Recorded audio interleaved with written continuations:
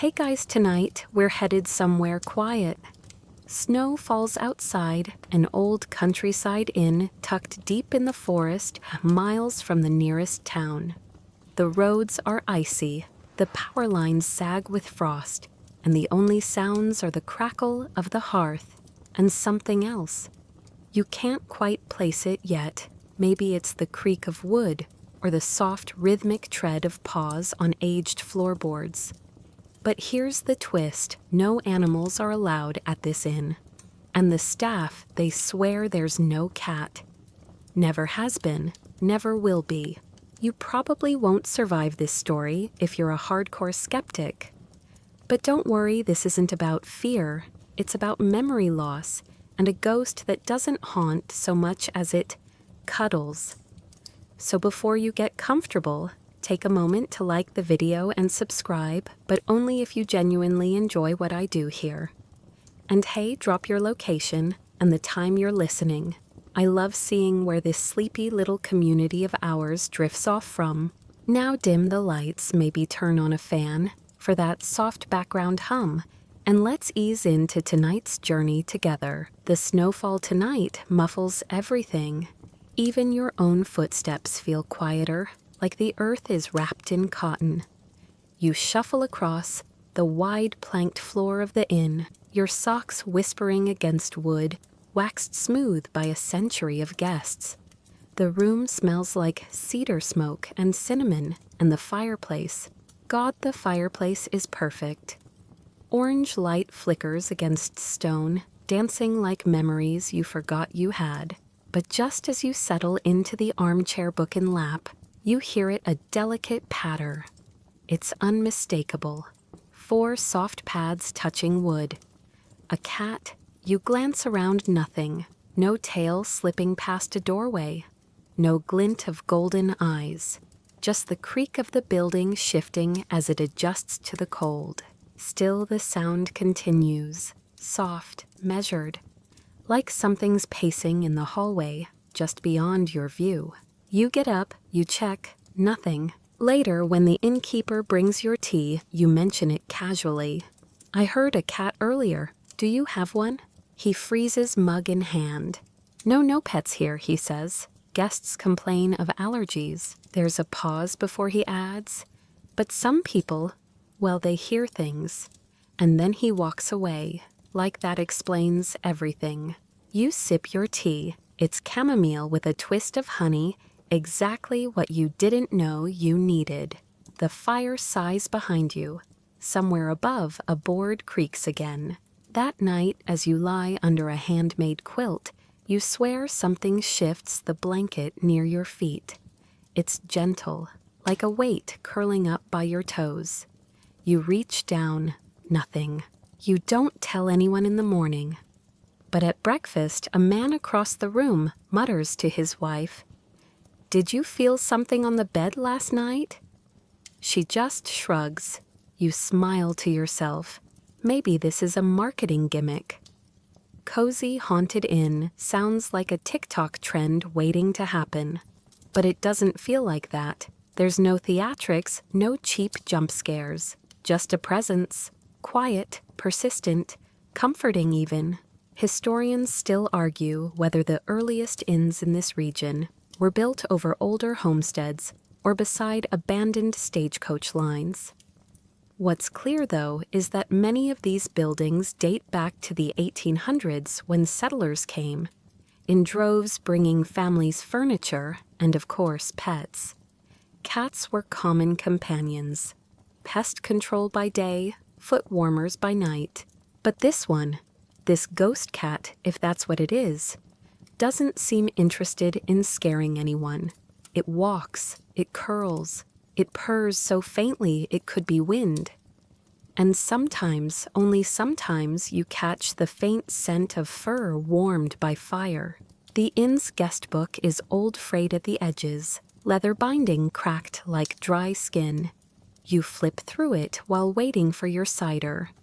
And there, buried halfway through, someone has drawn a little paw print. Just one.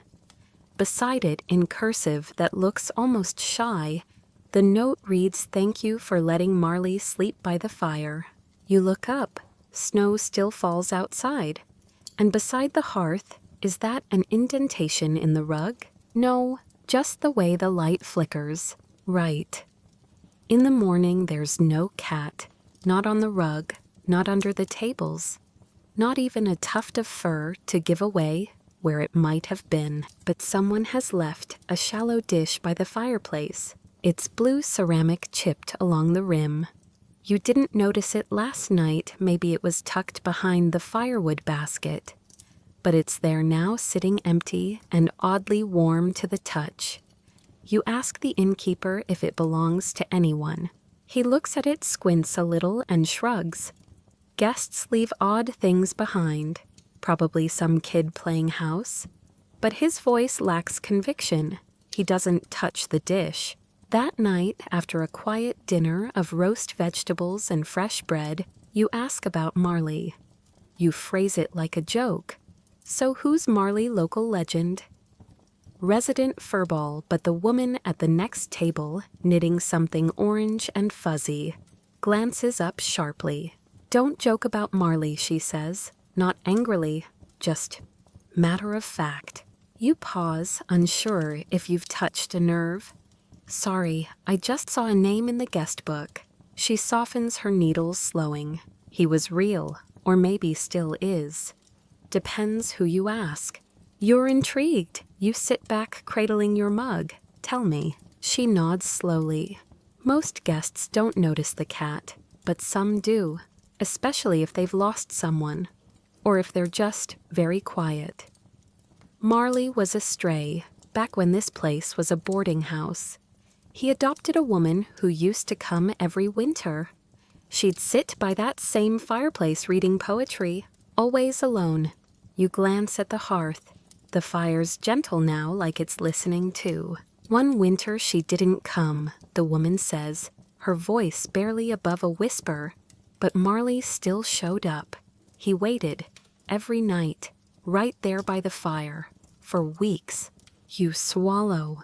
Something about this feels heavier than you expected. What happened to him? No one knows, she says, eyes distant. He stopped appearing in the spring. Then that autumn, a guest said they felt something curl around their feet under the blanket. A year later, someone left out food. It was gone by morning. Always is. You feel a chill run across your scalp, even though the fire's warm and your sweater is thick. She adds, "He doesn't show up for everyone, just people who need him, I think." You don't press further. But when you return to your room, you leave a small saucer of milk by the fireplace before going to bed. Not because you believe, just because. And in the morning, the saucer is empty. Not tipped, not licked clean, just empty. And warm.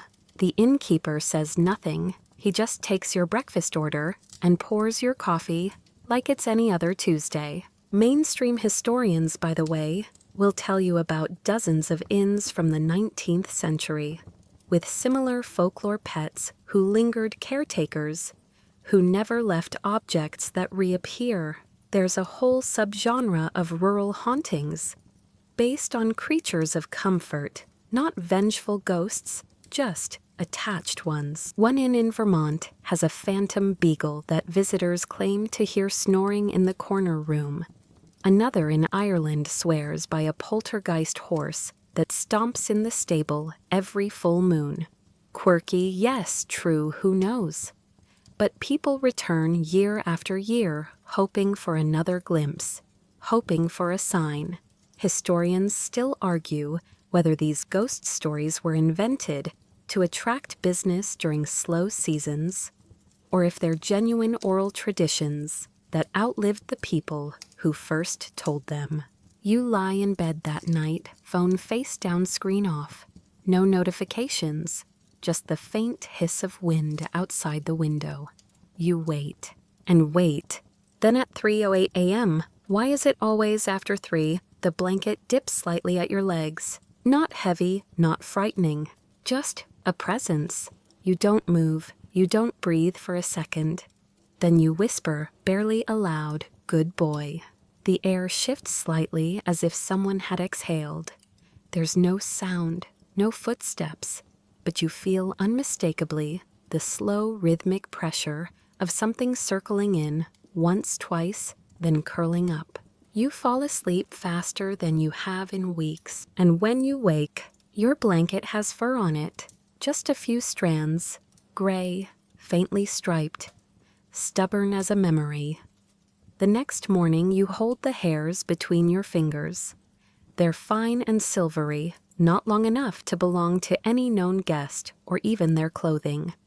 You think about bringing them downstairs, asking if someone has a cat after all.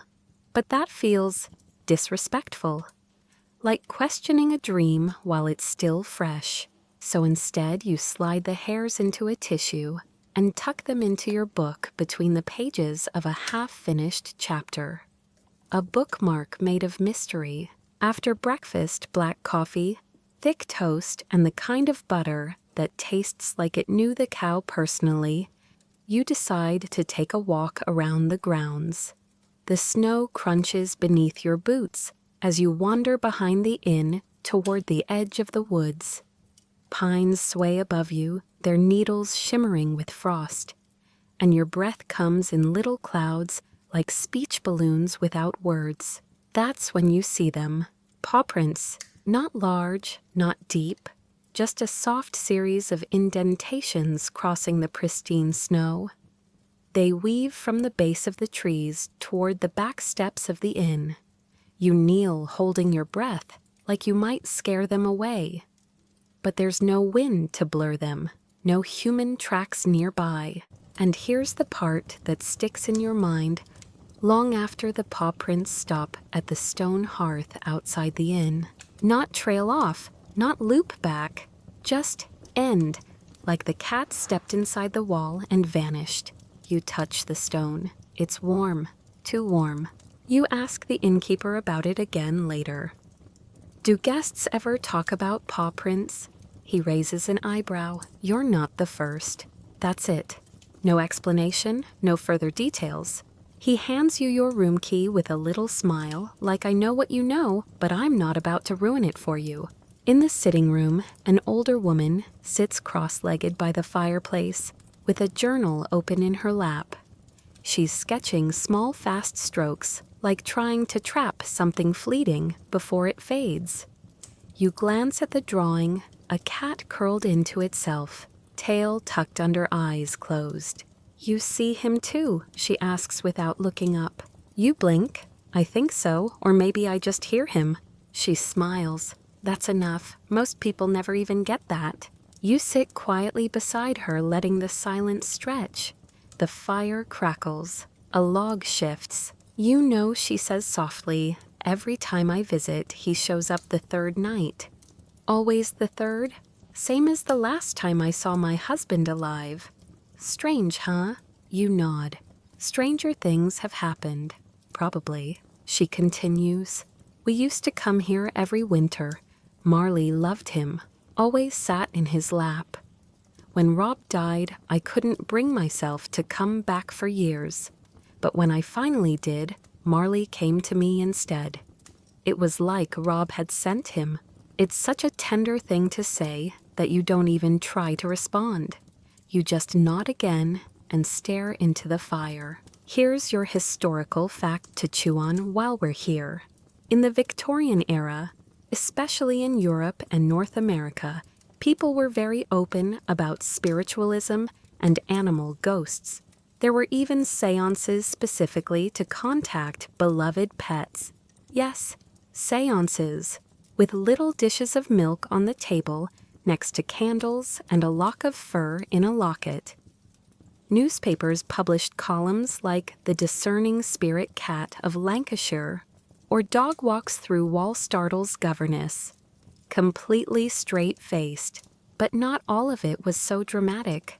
Sometimes the stories were simple, a collar jingling in the dark, a bed warmed where no pet had lain, a meow heard from the attic when no one owned a cat, and here you are in a place built on wood and whispers, with paw prints that end in fire. Historians still argue whether the belief in animal spirits was a sign of grief, or if people were simply more in tune with quiet presences in the days before 24-hour noise machines and smartphone alerts. You wander out onto the inn's front porch.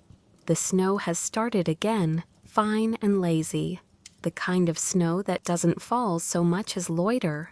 There, right by the steps, is the blue ceramic dish, full again. This time with a neat little wedge of smoked salmon, some guest's offering probably. Maybe a believer, maybe just a romantic.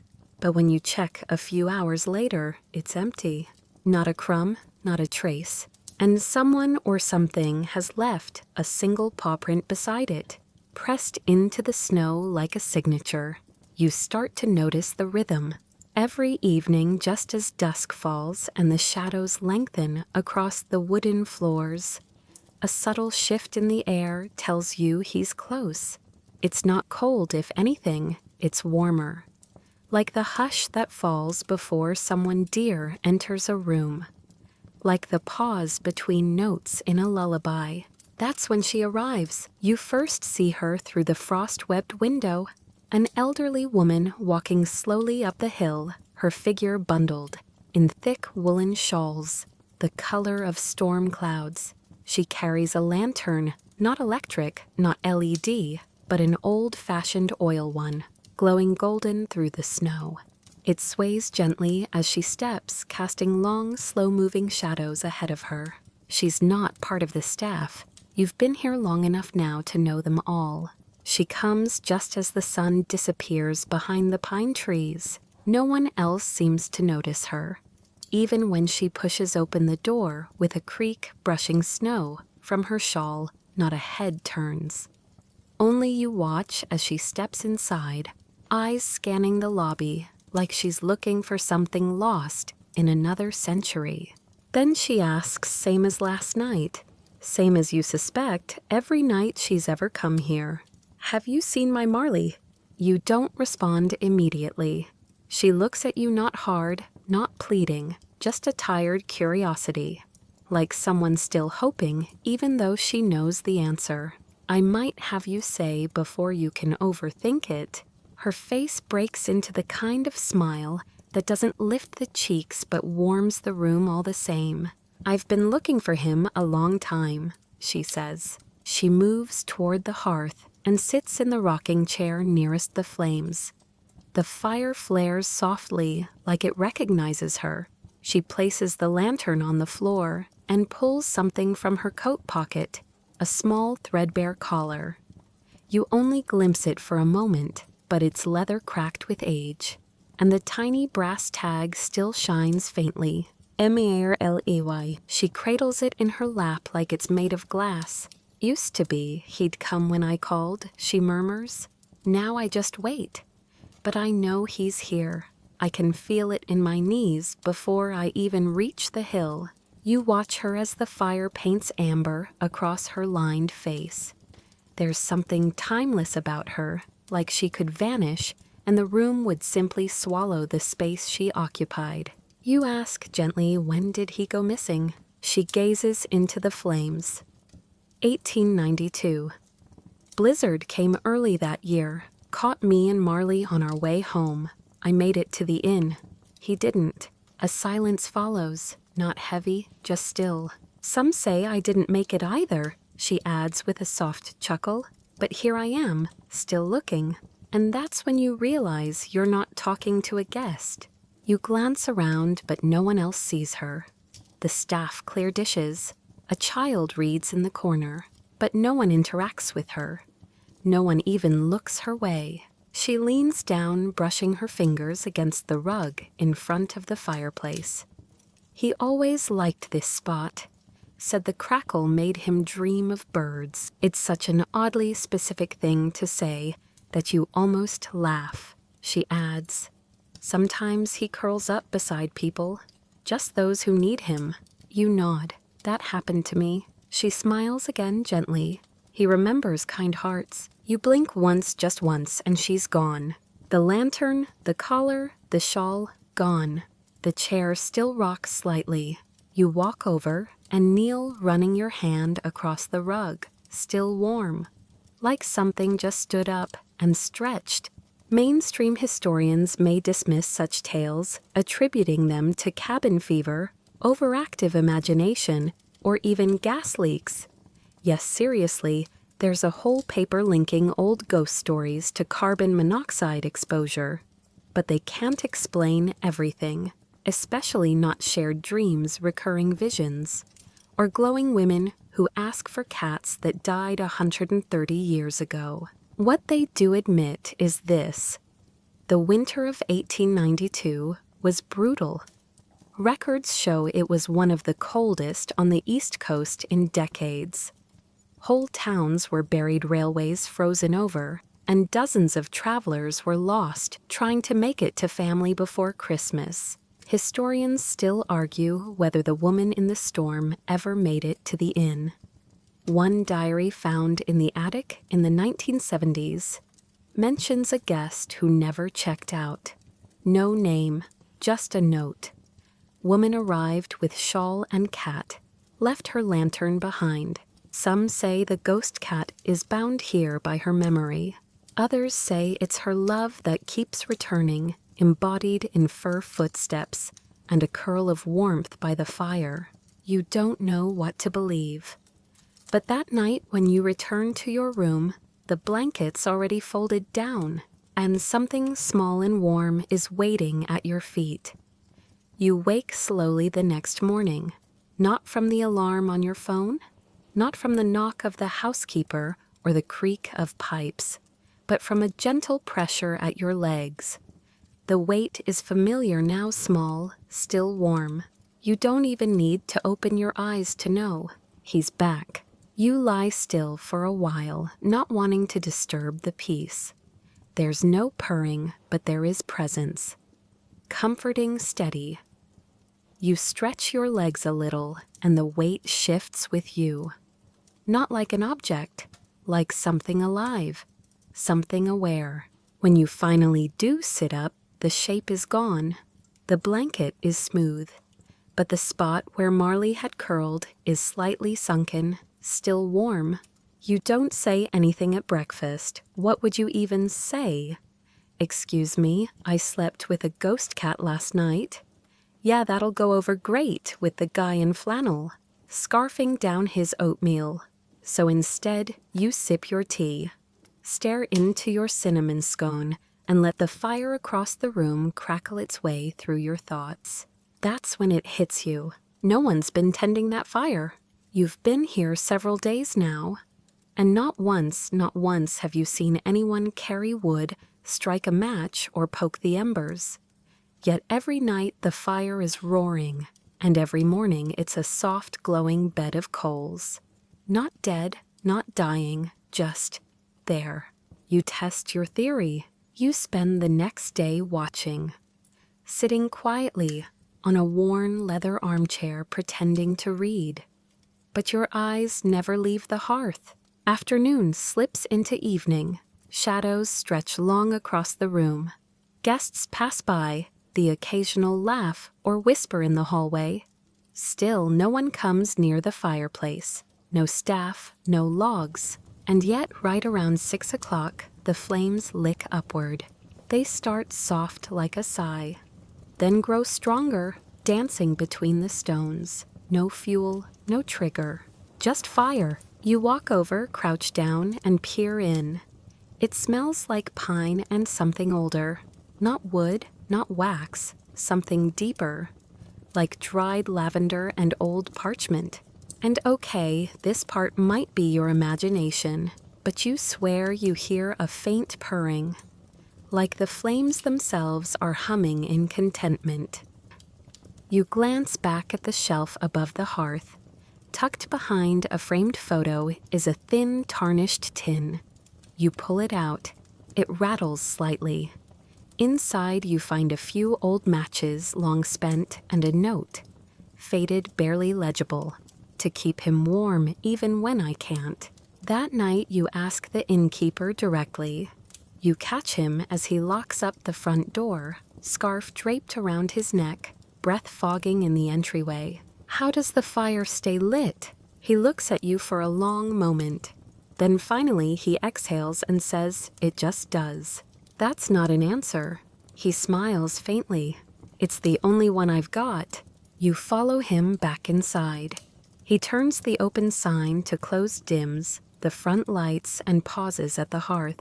"I grew up here," he says. "This was my father's inn, and his father's before that. We've all seen the fire. We've all felt him. Marley." He nods. He shows up for those who need him, keeps the fire going when hearts start to cool. That phrase lodges in your brain like a poem. When hearts start to cool, you tuck it away for later. Here's a little something you didn't expect to learn on a sleepy winter trip. In several rural traditions, especially in Eastern Europe and parts of Asia, cats were believed to guard hearths, not just from rodents but from spirits, illness, even loneliness. They were sacred creatures seen as familiars or spirit bridges. Some households never let the fire die unless their cat died first. Fringe sure. But if you'd just slept 3 nights in a row with a non-existent feline curling around your toes, maybe you'd start to rethink the fringe. Historians still argue whether early innkeepers encouraged such myths to give their lodgings an air of charm, or whether the legends came first and the fires simply responded in kind. Back in your room, you stare at the fireplace one last time before bed. This time you don't leave milk. You don't need to. You just whisper, "Thanks for staying warm." You slip under the quilt, and something small and silent hops gently onto the end of the bed. The attic isn't on the brochure. There's no charming label beside the door like the reading nook or heritage library. You find it only because you get curious or maybe nudged by something unseen and oddly persuasive. It starts with a draft near the hallway radiator, then the faintest scent of aged paper, dried lilac, and oddly chalk. You follow the smell to the far end of the second floor, past the faded oil paintings, past the creaky grandfather clock that ticks just slightly out of rhythm. There, nestled behind a narrow doorframe, you find the pull cord for the attic stairs. Dust rains down like confetti of the forgotten as the wooden ladder unfolds. You hesitate, then climb. The attic is just what it should be, filled with history, silence, and things that don't know they've been left behind. You sweep your flashlight across the room. Old trunks, rocking chairs with threadbare cushions, yellowed portraits of strangers in high collars. Cobwebs connect rafters like a spider's web of memory. It's all very classic ghost story starter kit until you see the chest. Its small, oak brass latch worn from use. You kneel beside it and open the lid. Inside, letters, dozens, maybe hundreds, all handwritten, all addressed to someone named Marley. Not a person, not a soldier or sweetheart, a cat. You lift one at random. The paper is thin and soft, like it's been folded and unfolded 100 times. The ink has faded to a sleepy gray. You read, "Marley. I hope tonight was warm. I left a blanket by the fire. The one with the red thread you used to chew on. I swear I heard your paws on the stairs. You always did wait for me. E. You put it down. Pick up another. Dearest boy. You never did like storms. I imagine you curled up in the far corner of the hearth, like always, tail over your nose, waiting for it to pass. Me too, love. I'm waiting too." Each letter is dated, ranging from 1893 to 1981, and one in 2007. You freeze. That doesn't make sense. You flip through them quickly, your breath catching. Someone or someones have been writing to Marley for over a century, and yet no one's talked about this chest. No mention of it in the tour book, No note from the innkeeper. Nothing. Why? You tuck a few letters back in place, more reverent now than curious. As you close the lid, you notice something scratched into the inside of the cover. He always returns. You back away, almost expecting the air to thicken or the lights to flicker. But the attic remains calm, just quiet. Before you leave, you find an envelope with no writing on it. Inside a single photo, a black cat curled beside a roaring fire, eyes closed, flamelight licking his whiskers. You recognize the stonework. It's the hearth downstairs. You descend the stairs slowly, still holding the envelope. You feel peaceful. That's the strange part. Not haunted, not anxious, just tethered to something bigger than yourself. You pass a guest in the hallway who nods at the envelope.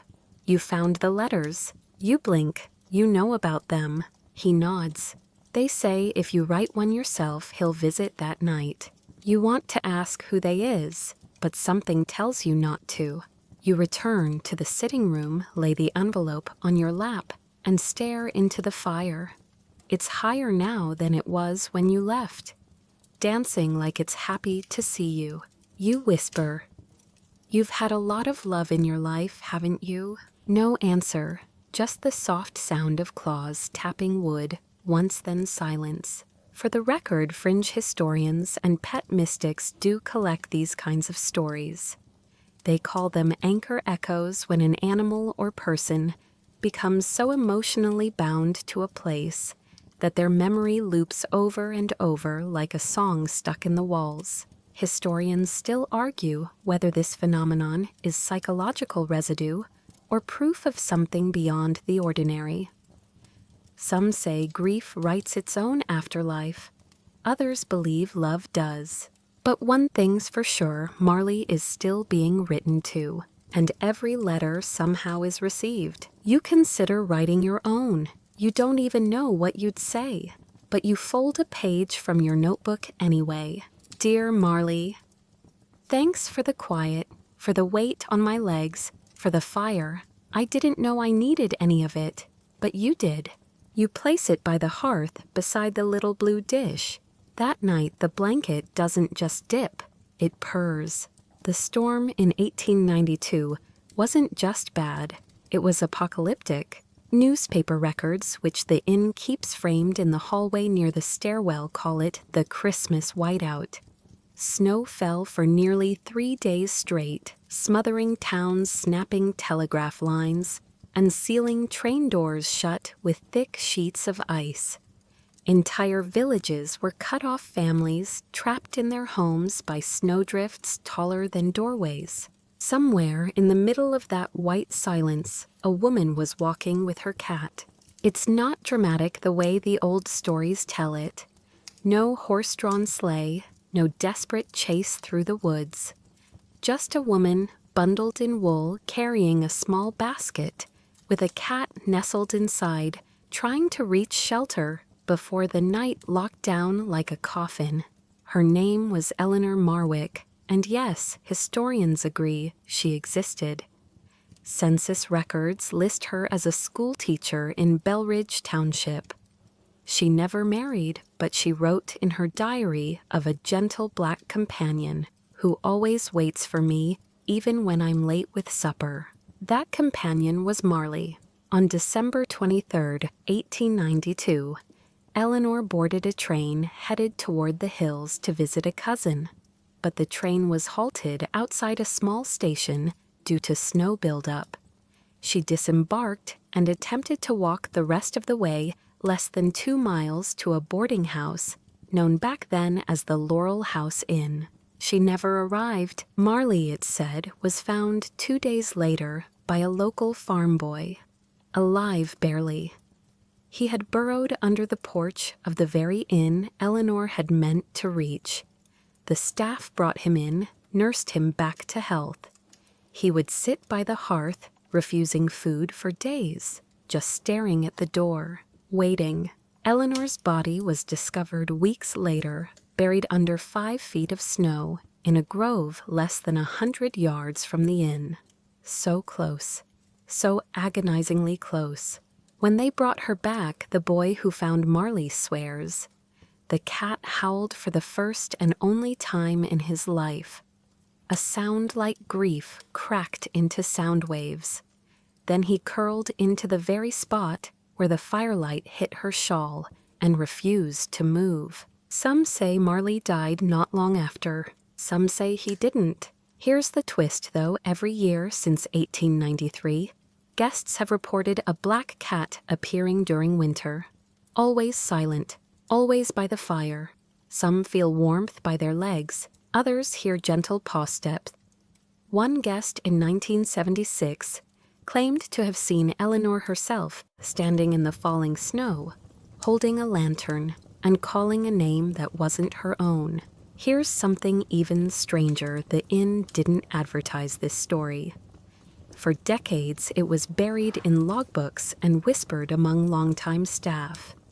Guests discovered it on their own, often reporting similar sightings or feelings without prompting.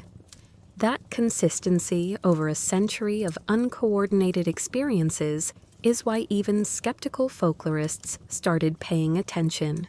Historians still argue whether the Eleanor Marley story became true simply by being told often enough, or if it was true from the beginning and the inn was wise enough to let it speak for itself. You sit by the fire again that night, turning her name over in your mind. Eleanor, you whisper it, and the flame leans ever so slightly towards you. You whisper Marley, and there's a shift on the rug behind you, not big, just present. There's a journal in your lap, blank until now.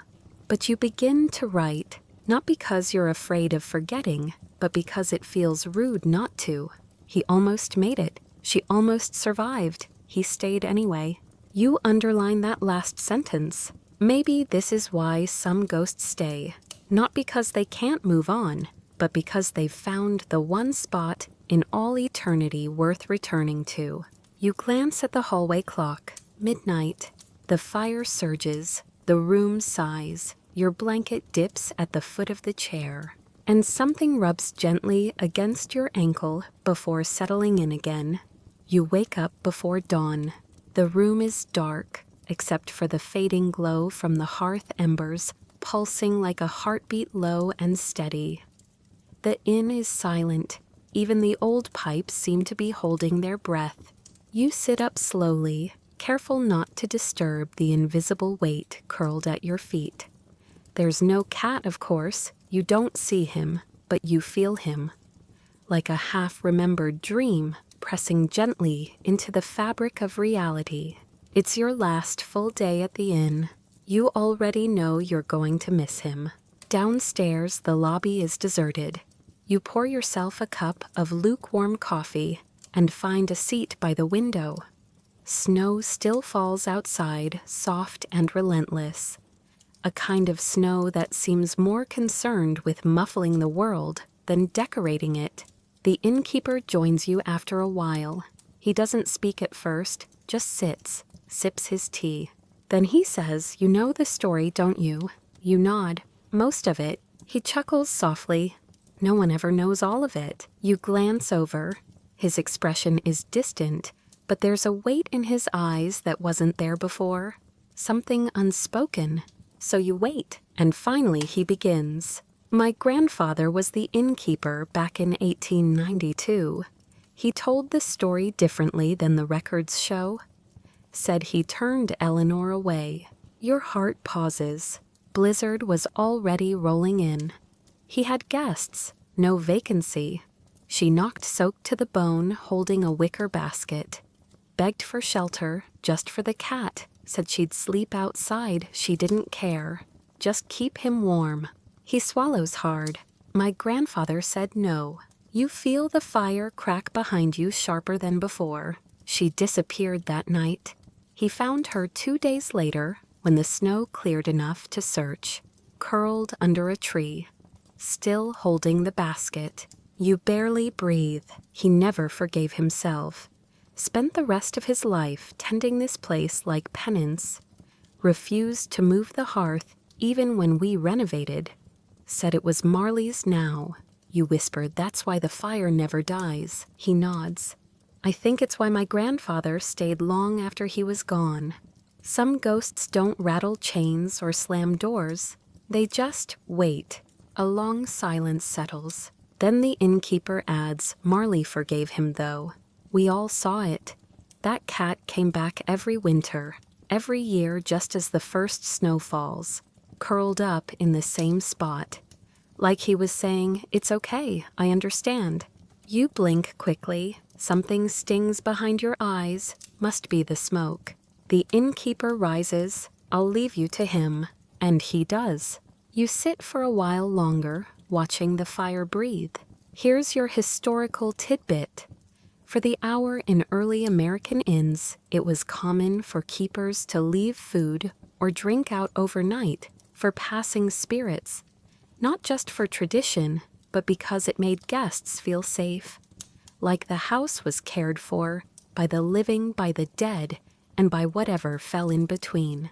It wasn't superstition, it was hospitality, and in this house that tradition never stopped. You walk past the hearth on your way upstairs and pause. The little blue dish is full again, this time with a tiny roll of turkey and a sprig of rosemary on top. You didn't put it there. Your door is open when you reach your room. Not wide, just slightly ajar. Like someone or something had gone in to make sure everything was ready. On your pillow, a single gray hair. You lie down, pull the blanket to your chin, and whisper, I'd have let you in. There's a pause, then the blanket dips gently by your legs, and you sleep. Historians still argue whether guilt can echo through wood and stone, whether animals can forgive us more deeply than people ever do. But you're beginning to believe it's not about guilt. It's about presence, about love that doesn't recognize time, and about a cat who came back to the fire year after year just to remind us that we're never truly alone, even when we think we are. Especially then, you wake on your final morning at the inn. It's still snowing, but softer now, like the sky has tired itself out and is just letting go in slow, thoughtful flurries. The light outside is silver. Everything feels muted, dreamlike. You stretch under the quilt, already missing the weight that isn't there anymore. No dip at your feet, no purring vibration in your chest, just stillness. Downstairs, the fireplace is glowing, but low, its flames calm. The inn smells of cinnamon and butter. Again, someone is baking. You breathe it in like memory. But something's different today. The guests are quiet. Not somber, just thoughtful, as if they've all come to some unspoken agreement to lower their voices and listen. And then you hear it, a small, near-silent thump, like something landing lightly on the rug. You turn your head. There, barely visible in the flicker of the firelight, is a shape. Not quite shadow, not quite smoke. A curled figure, exactly where the warmth hits the floor.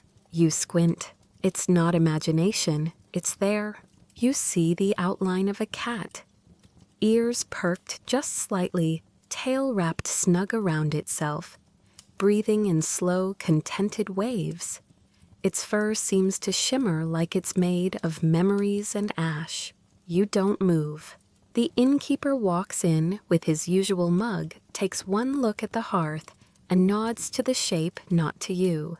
He always comes back for goodbyes, he says softly. You sit down by the fire, cross-legged like a child.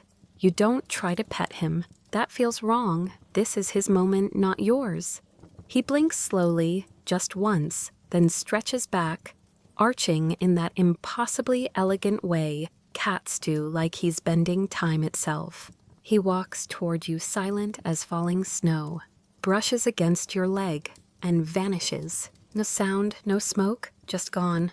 But he leaves something behind. The blue dish sitting by the fire now holds a single pressed violet. Fresh, impossible. You pick it up gently. The petals are cool and fragrant like spring, pushed its way into the middle of winter for just 1 second. Somewhere in the back of your mind, you remember reading that violets symbolize loyalty and small silent goodbyes. You tuck the flower into your journal next to the gray hair and your letter. Here's one more fringe historical tidbit. In ancient Greek folklore, cats were said to accompany souls across the threshold into the next world, guardians of the liminal. Neither fully here nor entirely gone. Travelers between warmth and silence. Historians still argue whether this belief was symbolic or literal. But if you just watched a ghost made of firelight curl around a room and leave a flower on your last day at a haunted inn, you'd probably stop arguing and start writing poetry. You pack slowly, no rush. Every folded sock, every zipped pocket feels like sealing away, a memory you'll want to access later. As you check out, the innkeeper offers you something small wrapped in cloth. You unwrap it once outside a tarnished key, to nothing in particular, just a memento. Or maybe a reminder. Attached is a note. You're always welcome back. Some guests never really leave. You walk through the snow boots, crunching with a rhythm that's now been forever imprinted with soft paw steps and fading embers. And though you don't look back right away, when you finally do, you swear you see the woman. Eleanor, standing by the porch, lantern in hand, a shadow curled at her feet. She smiles, then both figures dissolve into falling snow. You don't head straight home. Instead, you take the long route through winding roads that wrap around frozen lakes, and through little towns that look like they were painted onto postcards. The snow keeps falling, but not in a hurry. It drifts like it knows something you don't, like it's been watching you.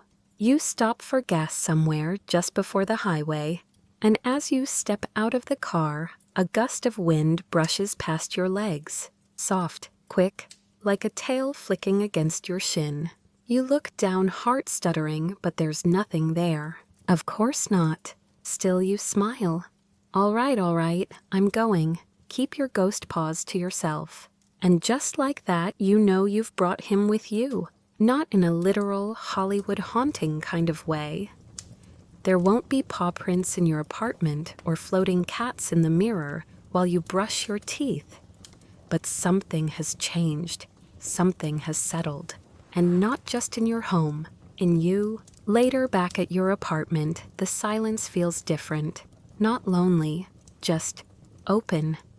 As if someone had turned on a fireplace inside your chest and let it burn slow and safe. You place the violet on your windowsill in a teacup. You don't know how long it'll last, but somehow that doesn't feel important. You light a candle, the kind that smells like cedar and burnt sugar, and you sit. No music, no screens, just you and the flicker. You pick up the journal and turn to the last empty page and write. You never asked for anything. You just curled up beside us and made sure we never had to sleep alone. Then just beneath it, "Good night, Marley." You close the book and set it gently aside. The candle dances like a memory trying to speak. And so with your legs warm under a blanket and the world quiet again, you close your eyes and lean back into the chair. Somewhere far away, snow falls across the roof of a sleepy inn. The fire still lit, the rug still warm, and a shadow smaller than memory and softer than silence curls into a ball at someone's feet. Purring. Wind down final 300 words. Let's slow everything down now. Take one long deep breath. Hold it. Let it go. Another. Feel your hands relax, your jaw unclench. Let your shoulders sink just a little lower. You're safe. The story's done. But that warm space it created that can stay with you if you want. Imagine the soft flicker of firelight behind your eyes, even as the room around you fades into darkness. Hear the faintest sound of snow brushing against windows barely there. just enough to remind you the world outside is quiet, and inside it's even quieter. That purring hum you thought you heard, let it stay. Let it echo soft and rhythmic, like a heartbeat you didn't know you missed. Maybe it's not Marley, maybe it's just peace, but maybe, just maybe, there's no difference. Let your thoughts drift now. Like paw prints in fresh snow, light temporary perfectly placed. You are exactly where you need to be.